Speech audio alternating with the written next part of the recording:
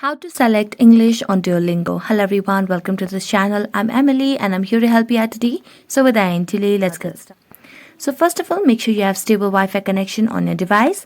As you check on your connection, tap on the Duolingo application and make sure you're logged into your account.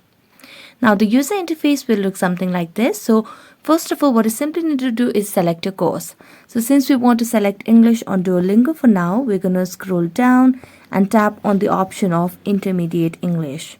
So just tap on it and then tap on Continue. So as you tap on Continue, it will ask you some basic questions. So you can just tap on these options on where you are.